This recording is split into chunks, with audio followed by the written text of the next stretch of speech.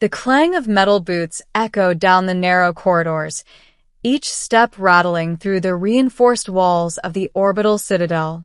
I pressed myself into the shadows, breath shallow, pulse hammering against my ribs. My mission had gone disastrously wrong. What I thought would be a routine reconnaissance had escalated into a nightmare of alarms, pursuit, and now the ever-present threat of the Queen's guards. They moved with uncanny precision, like sentient machines, their visors reflecting every glint of light in the corridor. I had one chance, one tiny, desperate chance, to escape them and reach the one place no one ever expected an intruder to penetrate, the Queen's private chambers. It was risky, absurd even, but the alternative was a grisly detention in the sublevels, where prisoners disappeared without a trace. Sliding along the wall, I rounded a corner and spotted a maintenance hatch barely large enough for me to squeeze through.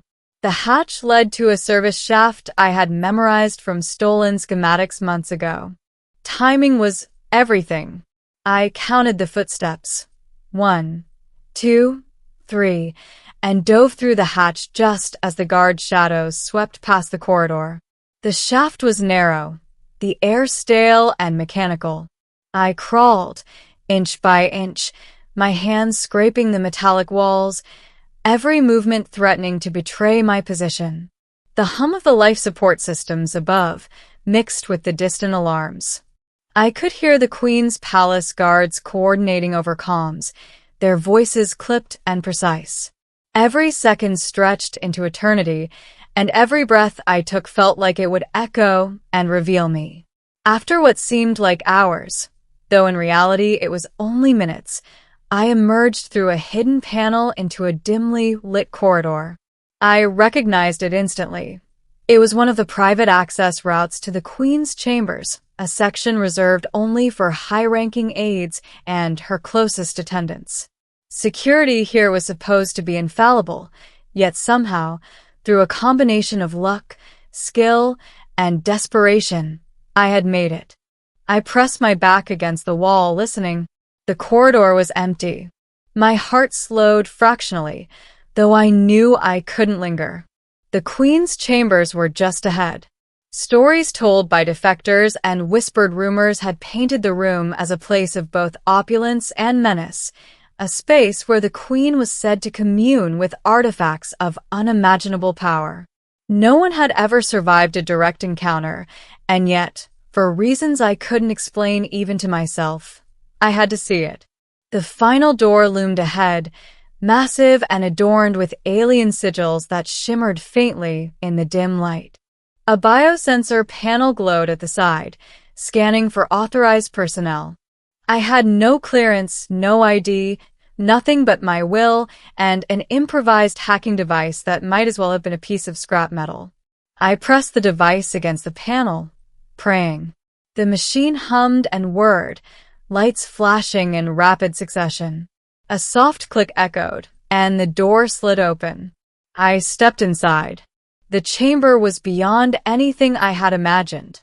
Light poured from a crystalline dome above, casting prismatic rainbows across walls lined with shimmering tapestries and metallic ornaments that defied gravity, floating in delicate orbits. At the center of the room was a raised dais, and upon it sat the Queen herself. I froze. She was nothing like the stories. The tales had described a figure of terror, cold and inhuman, with eyes that could freeze a person's soul. But the being before me, tall, radiant, with skin that seemed almost translucent, shimmering like liquid silver, was breathtakingly beautiful and disturbingly human in expression. Her eyes, large and violet, studied me with an intensity that made my entire body feel exposed. "You've come far," she said, her voice a musical echo that resonated in the room, somehow both soothing and commanding. I didn't mean to intrude," I stammered, trying to gather some shred of composure. "I was being chased. I needed somewhere to hide." She tilted her head slightly, the faintest smile playing on her lips. The corridors are never empty for someone who is not meant to be here. Yet here you stand." She gestured gracefully, and the floating ornaments shifted to form a pathway toward her. "Come closer." Every instinct screamed at me to run, yet I obeyed. With each step, the guards' echoes in the corridors became a distant memory, replaced by a hypnotic rhythm of alien energy emanating from the chamber. "I am Queen Eliera of the Sci-fi Dominion," she continued, voice calm, almost tender. "And you are very curious." I swallowed hard. "Curious? I wasn't expecting to meet you. I thought." My voice trailed off. I didn't know what I thought. Death, capture, maybe a swift execution. Not this. Not someone who looked almost human, yet undeniably otherworldly. Her gaze seemed to pierce through me. "Tell me your name, human, and why you trespass in my sanctuary." I paused, realizing my name was useless. "I'm Alex. I was sent to scout the Citadel." "I didn't plan to scout." She raised a delicate brow. "Your kind is known for cunning, yet here you stand, unarmed, exposed. You gamble with death, and yet your life is spared by sheer audacity, or perhaps by fate." I struggled to respond. Words felt inadequate. Instead, I scanned the room, noticing a strange orb hovering near her throne. It pulsed with an internal light, sending ripples across the room. I had read about these artifacts in clandestine reports, relics capable of altering reality itself, harnessing energy on a scale beyond comprehension. Her gaze followed mine. "You notice the orb of Valen. Few are allowed this close." Her voice softened. "Do you understand what it is?" I shook my head, though my mind raced. If this were real, I was standing in a place that could shift the balance of power in the galaxy. And yet, the Queen's expression held no malice, only something that felt like sorrow. "You seek answers," she said, more statement than question. "And yet, your species has brought war wherever it goes. How can I trust curiosity from a creature of destruction?" I don't know," I admitted. I had to know. Everything about your world, your people, it's incredible. And I didn't want to die out there, chasing shadows in the corridors." She regarded me silently, the ambient light from the orb reflecting in her eyes. Then, slowly, she rose, gliding toward me with a grace that seemed to bend the very air. "Very well, Alex," she said softly. "You will see. But what you learn here may change everything you believe about life, about power, about destiny." Before I could respond, the chamber shifted. Walls folded inward, revealing countless devices, panels, and what appeared to be a living map of the Dominion itself. Holographic constellations rotated in the air, planets, moons, and fleets of ships orbiting in perfect synchrony. The scale of what I was seeing made me dizzy. "This," she gestured to the display, "is the lifeblood of our empire. Not merely conquest or rule, but balance. Every action, every choice, echoes across the stars. And now you, a single human, stand within it, uninvited." I felt smaller than I ever had, a mote in the expanse of a universe I barely understood. I didn't mean." "You meant curiosity," she interrupted, and for the first time, a warmth entered her voice. "And that is a rare thing, even among my own people.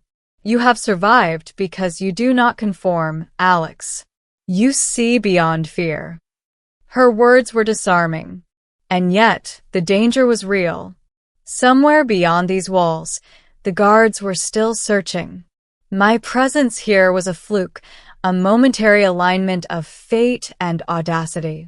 I could not linger too long. "Why are you telling me this?" I asked, my voice almost a whisper. "Because," she replied, returning to her dais. I am tired of isolation, and I see in you a spark. Perhaps it is hope, or recklessness, or simply life asserting itself where it should not. But I want to test it. Will you take the path I offer, Alex, or will you flee, as your instincts dictate? The question weighed heavily on me. To flee meant survival, but it also meant leaving behind a truth I could never unsee. To stay meant risk, but also knowledge, perhaps even alliance with a being whose power dwarfed entire governments. I hesitated, then, with a courage I didn't fully feel, I stepped closer. I will stay. A smile, faint but genuine, touched her lips. Then you will learn, Alex. Not all empires are built on fear. Some are built on understanding. You will see what few humans ever witness. And when the time comes, you will decide what to do with it.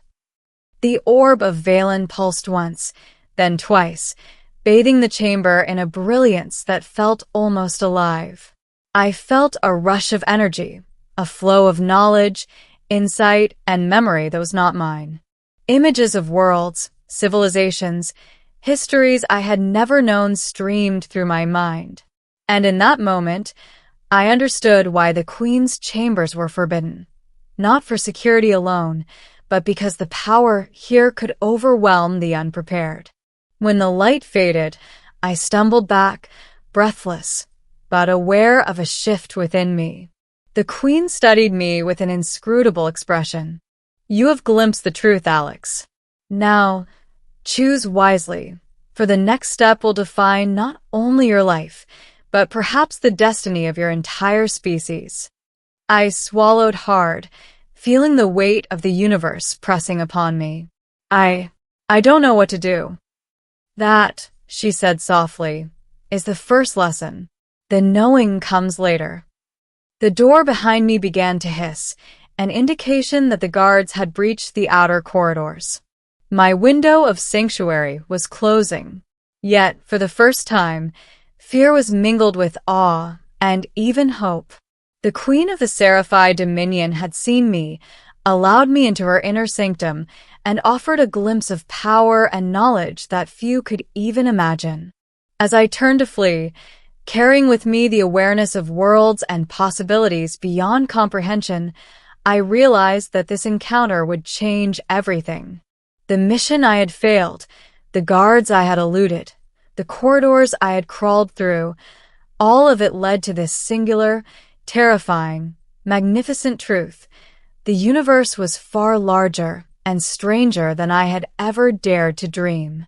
And the Queen would forever be a presence in my mind, a force both terrifying and luminous, who had frozen me in shock not with fear, but with revelation.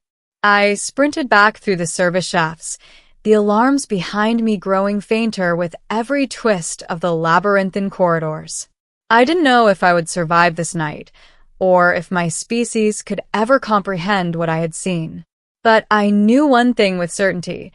I had glimpsed a universe alive with purpose, and a queen whose private chambers held the kind of secrets that could alter reality itself.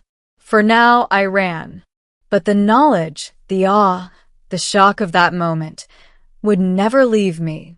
And somewhere, high above in her crystalline throne, Queen Eliera watched, serene, knowing that one human had been changed forever.